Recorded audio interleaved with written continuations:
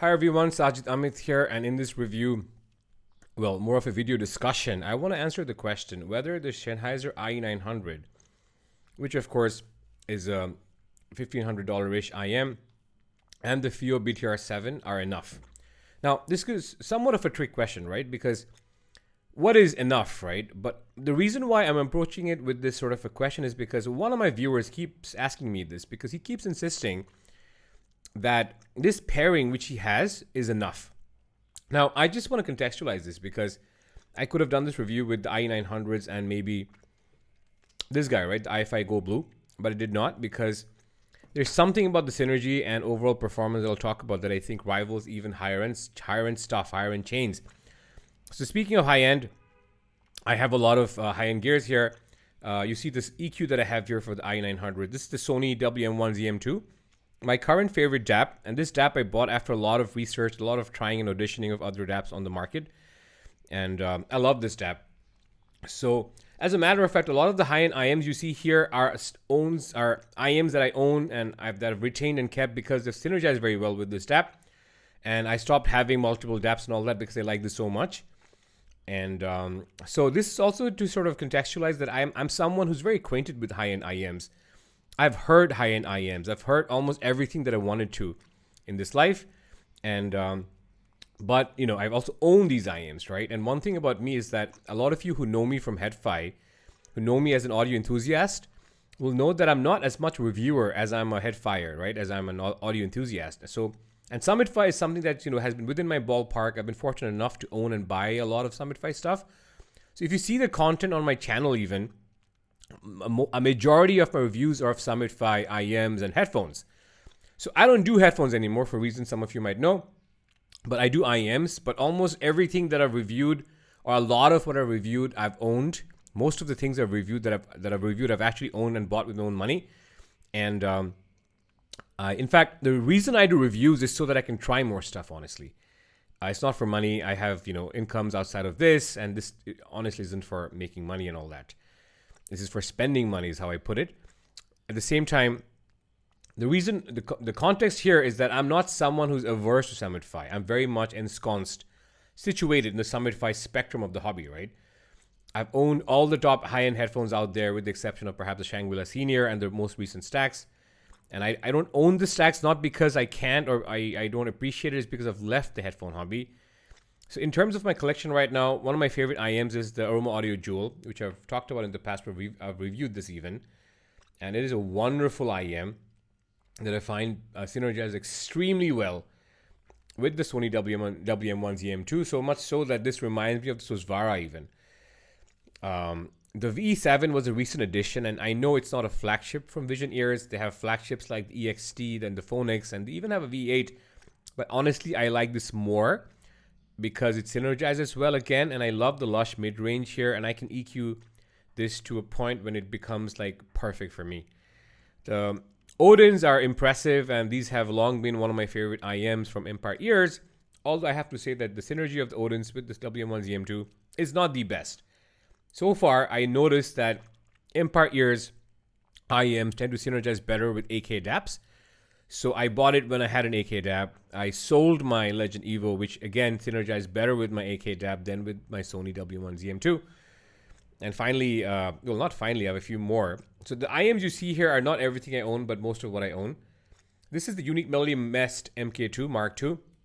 Again, this is not their flagship. They have a bunch of flagship IMs like the Jardin, and the most popular flagship that they have is the Unique Melody Multiverse Mentor. Which I've heard, which I wanted to buy. But again, I wasn't as much fan of the tonality and the BA based on the Multiverse Mentor. And especially, I wasn't a fan of the synergy of the Multiverse Mentor with my Sony DAP. So I own this, which is wonderful for its price. And not just for its price. Nothing here is wonderful for... Nothing here happens to be here because they're wonderful for the price. I only own things because I enjoy them. And I happen to enjoy things across price points. So for that, I feel fortunate. Because I'm not someone who thinks that you can only have, once you reach the $4,000, $5,000 range of products, you can't listen to something like a Z1R. You can't enjoy something like a Z1R, because I very much do. The Z1R is not as technical as the Elysian and Highlighter 2021, But this does things that this doesn't do. The bass here is more textured and the bass here is of higher quality. And overall, I feel like it has a different take on soundstage. And even the timbre here, which wasn't always the best, with the Sony DAP, does something magical. And it does sound more natural. And I can boost the upper mids, and it just works so well with the Sony DAP, right? So I'm someone who is trying to extract the maximum possible enjoyment from my tracks using whatever gears I can find. Price, no object. I'm very fortunate to say. Of course, I'm not getting into like the $10,000 tier or the $50,000 tier of headphones. So in a certain sense, this is still price managed, but this, of course, would be very expensive for a lot of people. That disclaimer out of the way, my point is, I'm not someone who's averse to SummitFi. I'm not someone who thinks audio caps at $500. I'm not someone who thinks that audio can be bettered beyond $500 or $700. Because there are people out there who say that, okay, you don't need money, a lot of money for good audio, which is true, and are averse to trying SummitFi stuff because they think all of this is just, wishy-washy snake oil. It's not. All this stuff is awesome. This is cheaper than anything I have on this table. This is quite cheap in comparison to the Sony, DAB, which is around $3,500, right? So the point is, having owned all this, guys, having heard this before multiple times of other DABs like my AK DAB, I've long owned the AK SP2000T, and I've extensively tried the SP2000. And off my AK DABs, this was fine. This was great. But something happened when I tried this off my Sony DAB on a recent trip to Delhi, when one of my friends brought this I owned, and I tried these two. The bass became more well-rounded, more textured, and just deeper and rumblier. The space, this has a tremendous space on its own, this IM. The space just enhanced and it became larger. Imaging became more precise. Resolution perhaps was enhanced slightly, but overall the timbre was so beautiful, and I could boost up the 2K, which off the Sony DAP helped, because its mids can be ever so slightly recessed. But even without the 2K boost, I knew I had to own this because the synergy with this guy was just on a different league. So I bought them. And ever since I bought them, I've just been listening to them. And for the last 7 days, guys, I've not listened to anything else. I've just listened to this. And I've taken these for walks in the morning. I've taken these to the gym, not with my Sony DAB, with this guy here. I'll come to this. I've taken them to my bed. I've taken them to sleep because they're so ergonomic and comfortable. And I'm just so enamored with this. Much more so than I've ever been. Because like I said, and I'm going to repeat, I have heard this before. I'm well aware it's not a new release. I wasn't as much a fan of this off my AK DAB. But I appreciate this a lot more now of my Sony DAB, so much so that I wanted to then use it on the go. So this BTR7 came out recently, and it was available from a local dealer, so I quickly picked this up. Now, this is a wonderful device. It's very powerful. It has a lot of juice for its form factor. It's resolving. It's got great imaging. It's just awesome. It's very dynamic, very energetic. Now, the combination here just sounds phenomenal, guys. It just sounds phenomenal. So my viewer, the commentator who has been talking to me and insisting that this is enough, I have to admit you have something there, because these two do sound phenomenal.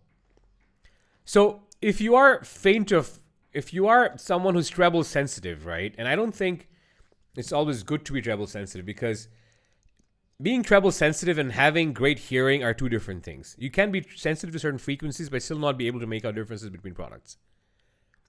Being able to make out differences between products takes a lot of experience. It does take a lot of careful listening, and I don't think this is for everybody. But that said, if you are somewhat sensitive to certain frequencies, that's fine. Then this pairing might be ever so slightly bright, because it does sound bright, but it's not bright in a bad way.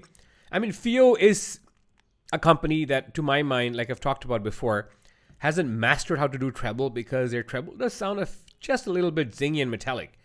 But because this has such an amazing timbre, the synergy here is just on a different planet.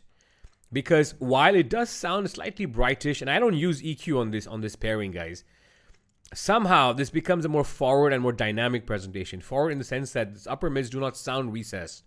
I've never had a huge problem with upper mids here. I do think that people are somewhat spoiled by Harman. And I'm not a big fan of Harman because this is close to Harman tune compared to the compared to the i900s, right? So I like the tuning here more than the tuning here, guys.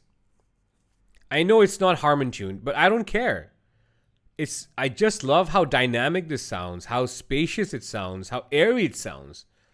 It's got great timbre, and when paired with the BTR7, it still sounds resolving. It sounds phenomenal. The most important part that I want to highlight about this pairing is that this pairing is damn dynamic. It's just dynamic for days. It's energetic, it's punchy, it's got clarity, it's got the treble zinginess, it's just wonderful. Electric guitars come to life. Bass sounds phenomenal. Drums just sound out of the world. Vocals sound phenomenal. So one of the reasons why I like this IM so much is because it's such an all-genre IM. I can just do vocals on this for days. Male vocals as easily as female vocals. I can do rock on this. I can do EDM on this. So amazing sort of, set. I've not reviewed this before. High marks for ergonomics, guys. And this is such a handy device from FiiO BTR7. I highly recommend this as well. It is a very technical sounding product. It doesn't have the best timbre, but that's okay. I think for transportable or portable purposes, this is honestly as good as it gets. If I compare the BTR7 with the FiiO Go Blue, this guy's cuter, of course. It's more portable. It's more pocketable. But this compromises on resolution massively. Like when I listen to the Odins of this has good synergy, the Odins with the FiiO Go Blue. Because Odins could use some thickness, I think. And this does aid in that regard. But because this has the typical FiiO sound, which sounds slightly thicker. So this also sounds congested. I do use the X Space option to widen up the soundstage presentation.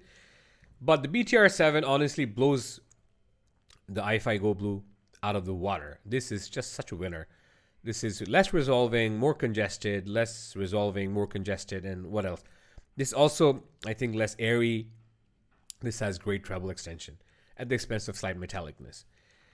So the BTR7 is a win. The i900, which I've not reviewed in the past, is a massive win. And this could well be all you need. The i900 and the BTR7 could well be all you need because, yes, when I go from the BTR7 to my Sony W1ZM2, I do get better resolution of this. I get better rounded bass. I get more space, just a more mature and finer and more sophisticated presentation. But this is very expensive. It might not be for you. You could also be someone who just likes having pocketable things and being able to access music wherever you are, which is a wonderful thing to have, right? Being able to listen to music wherever you are. This pairing will unlock that for you.